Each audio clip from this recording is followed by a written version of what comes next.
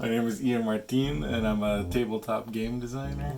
Education technology worker by day, game designer by night.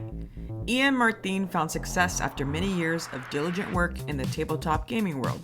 A father of two, and now official game designer, with an actual game coming out in the next coming years. It's top secret. It's I can say it's a card game, and it's like a science fiction card game. It's cooperative, so players are working together.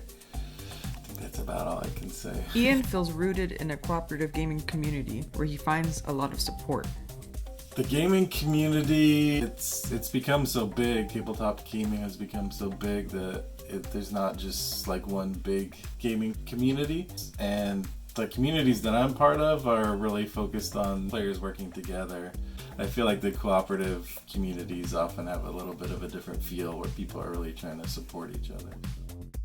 Most people would probably know me more as a content creator. So first as a gaming blogger, like writing blog articles about a particular game.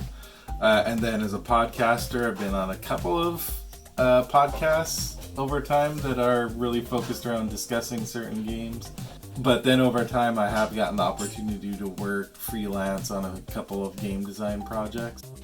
My favorite part of game design is bringing something new into the world that hasn't existed before, something that usually I can clearly envision or at least have the inspiration or idea in my brain. The game aspect is interesting because then you actually see people playing it in the world.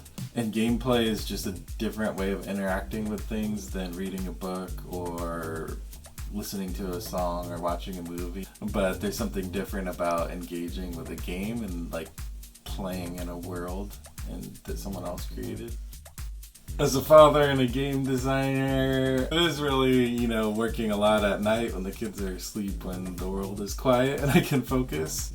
But a lot of times too, a lot of my best game ideas have come when I am doing the dad stuff, because sometimes when your mind is focused on other things, like a stray bit of game inspiration will just come floating to the top. With the game design on the horizon, Ian reflects on the beginning. So this is the first credit I ever got as a designer. This is from Lord of the Rings, the card game. Mine's a Morio custom scenario kit. I'm in the credits there somewhere. I'm in there.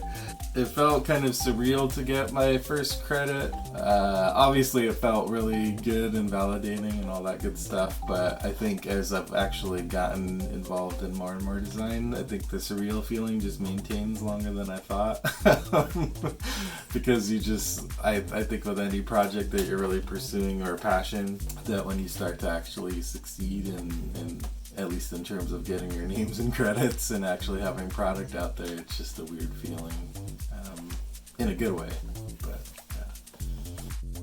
The big piece of advice I would give about game design that might seem obvious is just designing what you love. Don't just design what you think is like, oh, this is what's going to be very popular, or this is the hot trend right now. Everyone's doing zombie games. Let me do a zombie game. But if you're going to be spending your nights and free time and going long nights and really devoting yourself to this project, it needs to be something that you're really excited every day to work on. This has been a tabletop interview with our guest Ian Martin, produced by Milicia Navarro.